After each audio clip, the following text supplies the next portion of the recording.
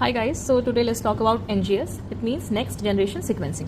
So basically ये क्या है, ये हम सीक्वेंस कर रहे हैं मिलियंस ऑफ डीएनए का एक ही बार में, ताकि हम उस डीएनए को रीड कर सकें और अपने क्लिनिकल एप्लीकेशंस में यूज़ कर सकें. ठीक है, so it helps in sequencing of millions of DNA molecules together. ठीक, अब इसमें हम एक ही दिन के अंदर पूरा एंटायर जीनोम, ह्यूमन जीनोम को स्टडी कर सकते हैं. अब हम इसे करते कैसे हैं? So in the very first step preparation is done, जिसको लाइब्रेरी प्रिपरेशन का नाम दिया गया है. There is nothing specific about library. इसका मतलब आप इस स्टेप का नाम समझ लीजिए, प्रिपरेशन मतलब हम डीएनए को प्रिपेयर कर रहे हैं. ठीक है, मतलब जो हमें हमारा इनपुट डीएनए है जिसमें हम स्टडी कर रहे हैं, तो सब उसका फ्रेगमेंटेशन किया जाता है. ठीक है, तो प्रिपरेशन मतलब कि हम अपने स्टेप्स की शुरुआत कर रहे हैं, जिसमें हमने क्या लिया है, प्रिपरेशन में क्या लिया, इनपुट डीएनए. अब हमने इसका क्या किया, फ्रेगमेंटेशन किया.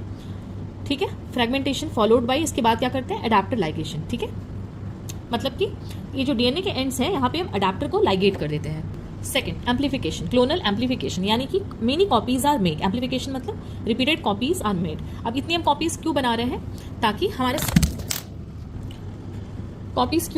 ताकि हमारा सीक्वेंस आराम से डिटेक्ट हो जाए. ज्यादा डीएनए रहेंगे तो आसानी से डिटेक्ट हो सकता है. ठीक है, अब एम्पलीफिकेशन के लिए हम क्या यूज करते हैं, ब्रिज या फिर इमल्सन पीसीआर. ठीक है, polymerase chain reaction. Third, cyclical अरे सीक्वेंसिंग. सो प्रेपरेशन, एम्पलीफिकेशन, सीक्वेंसिंग, पास. सीक्वेंसिंग, अब सीक्वेंसिंग मतलब कि सीक्वेंस में at a time one by one हम बेसिस को ऐड करते हैं. ठीक है, तीन तरीके से होता है. अब ये अलग अलग बेसिस अलग अलग हो सकते हैं. एक है sequencing by synthesis, then pyro sequencing, then by ligation. Sequencing by synthesis मतलब कि आप स्टेप बाय स्टेप वही बेस को ऐड कर रहे हैं. पायरो सीक्वेंसिंग में आप क्या करते हैं, हम पायरोफॉस्फेट यूज करते हैं. It detect the release of pyrophosphate. तो पायरोफॉस्फेट के रिलीज से जब हम न्यूक्लियोटाइड ऐड कर रहे हैं तो पायरोफॉस्फेट रिलीज हो रहा है, उसे ये डिटेक्ट कर लेता है. ठीक है, फिर सीक्वेंसिंग बाय लाइगेशन.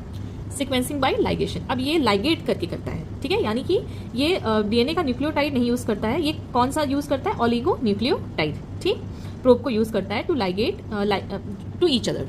मतलब कि ऑलिगोन्यूक्लियोटाइड प्रोब को एक दूसरे से लाइगेट कर देते हैं, तो लाइगेशन द्वारा ये हेल्प करता है डिटेक्ट करने. सो बेसिकली साइक्लिक अरे सीक्वेंसिंग क्या कर रहा है, एम्पलीफाई. ठीक है, तो ये बेसिकली जो हमारा एम्पलीफाइड डीएनए, एम्पलीफिकेशन के बाद जो हमें डीएनए मिला, उसको इन तीनों स्टेप्स के द्वारा सीक्वेंस किया. किस ऑर्डर में, ATCG, जिससे हम आसानी से उन डीएनए सीक्वेंस को रीड कर सकें. एक और टेक्निक है आयन सेमीकंडक्टर, जिसमें हाइड्रोजन आयन के हेल्प से हम ये करते हैं. अब इसका एनजीएस का यूज कहाँ है, एनजीएस का यूज कहाँ है, हम म्यूटेशन को डिटेक्ट करने में. जैसे कि फॉर एग्जांपल हेरी सेल ल्यूकीमिया में ये डिटेक्ट करता है BRAF V600E. वॉल्डनस्टॉन मैक्रोग्लोब्यूलिनीमिया में ये मिड 88, कुछ नहीं भी याद रह रहा है तो मिड 88. CLL में ये डिटेक्ट करता है YPEL5. ठीक है, तो BRAF मिड 88, YPEL5.